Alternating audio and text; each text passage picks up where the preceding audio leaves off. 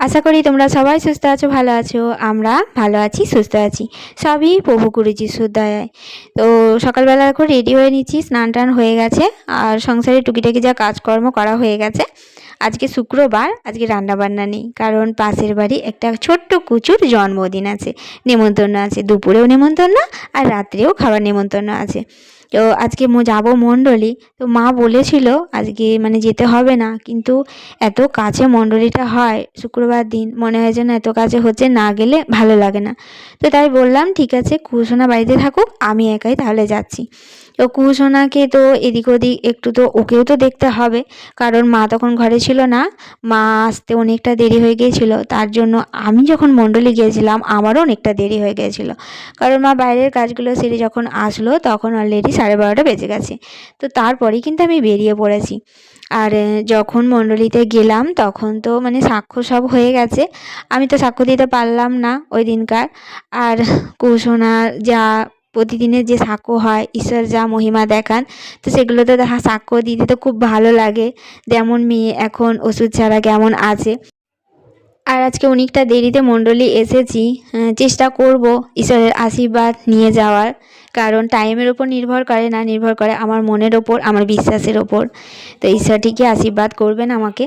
আর দেখো বাড়ি আসছি, বাড়ি আসার সময় দেখলাম দেখো সব কিছু রেডি, ওই কুচু সোনার জন্মদিন আছে, সব কিছু একদম রেডি হয়ে গেছে। আর ঘরে এসে দেখলাম কি কুসোনা এই দেখো কেমন সাজুগুজু করেছে, ওটা আমি সব সাজিয়ে দিয়েছে, জামা পরিয়েছে, চুল বেঁধে দিয়েছে, আবার চুড়িও পরিয়ে দিয়েছে হাতে। তো চুড়িগুলো মাই কিন্তু কিনে এনেছিল, দেখি এত সাজুগুজু করে মেয়ে আমার বেরু বেরু করে এখন একটু ঘরে বসে আছে, আর সারাক্ষণ বায়না করেছে ওখানে যাওয়ার জন্য। তো আমি আবার খাওয়া দাওয়া করে একটু সেলাই করছিলাম। ওই কুচু দুটো আছে তো, একজনের বার্থডে আর একটা কুচু আছে, তাদের দুজনেরই পাঞ্জাবি আর প্যান্ট একটু ফিটিংস করতে হবে, এত বড় আর ঢিলা, তো ফিটিংস না করলে ওরা পরতেই পারবে না। আমি বলেছিলাম ঠিক আছে আমার সময় হবে যখন, তখন আমি ঠিক করে দেবো, রাতের আগে আমি দিয়ে দেবো, ওরা পরতে পারবে। তো ওইগুলোই সেলাই করছিলাম। আর কুসোনা দেখো মায়ের থেকে অনেক দূরে আছে, তো হাত দিয়ে ডাকছিলাম আসো না আমার কাছে, একটু আসো তোমাকে আদর করব, অনেকটা টাইম তোমাকে দেখতে পাইনি তো। তো দেখো মেয়ে আমার মুখ ভার করে আছে, আর ওই গেটের কাছে সারাক্ষণ দাঁড়িয়ে আছে, কারণ ওই গেট থেকে ওই ভাইদের ঘর দেখা যাচ্ছে, আর ওইখানে অনেক আওয়াজ হচ্ছে, তো ওই আওয়াজটা ফলো করে ও ওখানে দাঁড়িয়ে আছে, ভাবছে যে অনেক কিছু ওখানে হচ্ছে, আমি যেতে পারছি না। আর আমি এদিকে ঝাড় দিচ্ছিলাম, তারপর জামাকাপড়গুলো তুলে নিয়ে গুছিয়ে নিলাম, বিকেলের যা কাজ থাকে। তারপর রাতে আবার অনুষ্ঠান আছে। দেখো বলতে বলতে একটু তোমাদের সাথে শেয়ার করলাম, ওই যে কুসোনা ঠাম্মির সাথে সারাক্ষণ ঘুরেছে, আর ছাদে এসেছিলাম, বোন একটু ফোন করছিল, তো তার থেকে ছাদ থেকেও তোমাদের সাথে একটু শেয়ার করে দিলাম। দেখো সন্ধ্যাবেলা একদম সাজুগুজি করে রেডি হয়ে নিয়েছি, আমার দিদিরাও এসেছে, মানে ননদেরাও এসেছে, সবাই এসেছে, ঘর ভর্তি একদম লোকজন, অনেক আনন্দ। কিন্তু এই আনন্দের মাঝে কি হলো, তো হঠাৎ করেই মেয়ের যা সমস্যা, কুসোনার খিঁচুনি উঠলো। তারপরেই আর কি করব, প্রভুর কাছে প্রার্থনা করা ছাড়া তো আর কিছু উপায় নেই। তো এত আনন্দের মাঝেও শুধু এটুকুই প্রার্থনা করলাম, ঈশ্বর যা হয়েছে এই ঘরের মধ্যেই থাকুক, আর কেউ না যেন জানতে পারে, যারা এসেছে তারা সাজুগুজু করেছে, তারা যেন আমাকে কিচ্ছু না জিজ্ঞাসা করে, কুহুকে না দেখে যেন ওখানে চলে যায়। তবে তাই হলে দেখো ঘর একদম ফাঁকা, কেউ নেই। আর আমি ওকে কোনো রকমে মেঝে থেকে তুলে খাটের মধ্যে শোয়ালাম, শুইয়ে জামা প্যান্টগুলো একটু গুছিয়ে নিলাম। তো কি করব, আর মনে মনে এটাই প্রার্থনা করছিলাম যে ঈশ্বর তুমি যা ঠিক করে রেখেছো তবে যেন তাই হয়। অন্তর থেকে প্রভুর কাছে এই প্রার্থনাই করছিলাম যে হে প্রভু, আমাকে যেন কেউ না জিজ্ঞাসা করে যে কেন যাবে না, কি হয়েছে, তুমি এমন একটা কিছু করো যে আমি ওখানে যদি যাই তোমার ইচ্ছাতেই যাব, আর যদি না যাই তাহলে তোমার ইচ্ছাতেই যাব, কিন্তু কেউ আমাকে প্রশ্ন করবে না। তো কিছুক্ষণ পর মা আসলো, মা এসে বললো যে অনেক তো স্টল বসেছে, তুমি একটু যাও খেয়ে আসো, আমি ওর কাছে থাকছি, ও ঘুমাচ্ছে এখন। তো এটা অন্তরের মধ্যে বলতে বলতে যাচ্ছিলাম যে তোমার ইচ্ছাই সব কিছু হোক, তোমার ইচ্ছা যা তবে যেন তাই হয়। তো আমি মায়ের কথা তো ফেলতে পারবো না, কারণ গেলাম আমি খেতে। তো চিকেন পকোড়া আর ফুচকা খাচ্ছিলাম, তারপর পেছন দিকে ঘুরে দেখি কুসোনা ঠাম্মির হাত ধরে গুটি গুটি পায়ে প্যান্ডেলের মধ্যে ঢুকছে। সত্যি বলছি এত খুশি হয়েছিলাম, ঈশ্বরের ধন্যবাদ হোক, প্রভু যিশুকে অসংখ্য অসংখ্য ধন্যবাদ করি।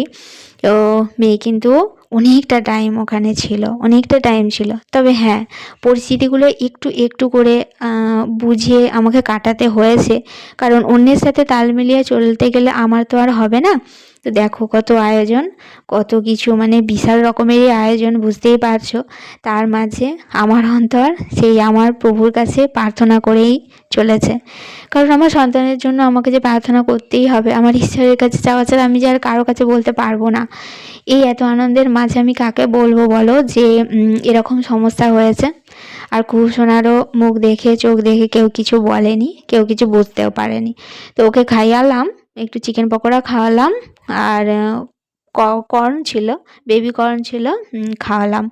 ওর দাদু এনে দিয়েছিল, ও খেলো একটু।